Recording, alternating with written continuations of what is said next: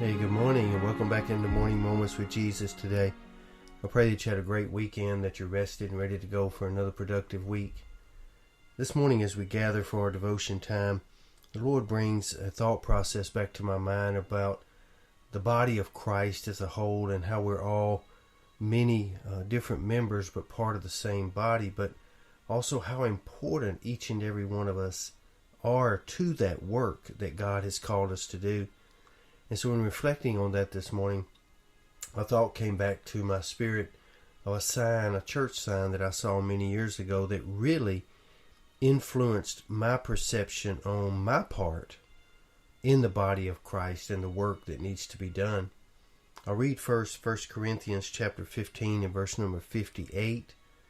It says, "Therefore, my beloved brethren, be ye steadfast, unmovable, always abounding in the work of the Lord, for as much as you know that your labor is not in vain in the Lord."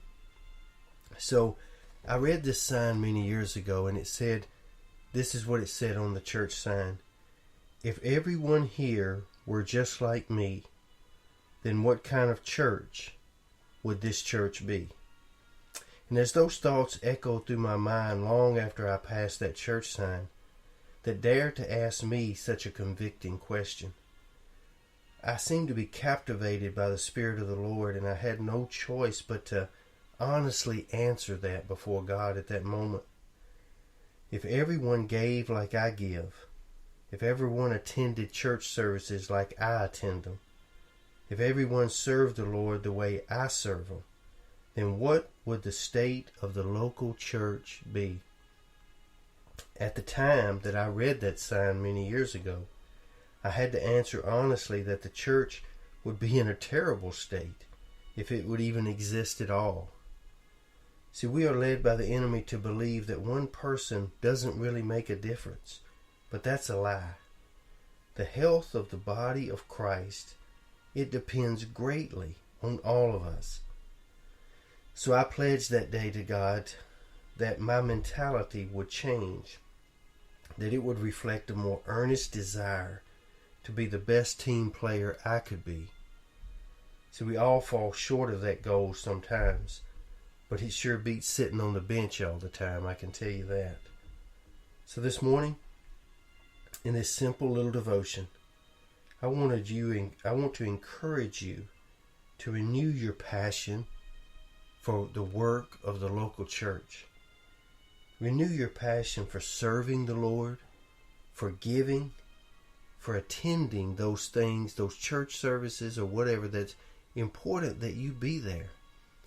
Not just by what you will receive by being there, but more, just as important, what others may receive by you being there. Because you can't do it for the pleasing of people. We have to do it because of our great love for the Lord. The team needs every player to be at the top of their game. Why? Because the battle is never ending. The enemy never sleeps. And there are no timeouts in this game called life.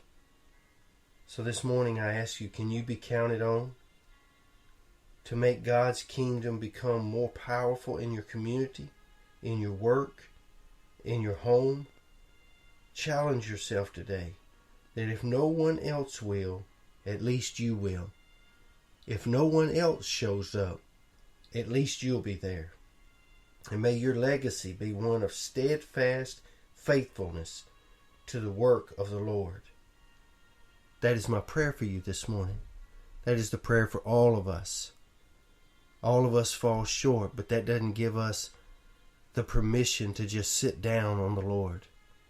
It's time for the church to rise up, for all of us to take our place and do what God desires for each and every one of us to do, to make the best team His team. I speak that blessing over you today. May you be safe, may you be strong, and may you be blessed. Be an empowered people that say, if everyone here was just like me, what kind of church would this church be? I pray it would be a better church. You have a great day. Lord's will, we'll see you back here again tomorrow.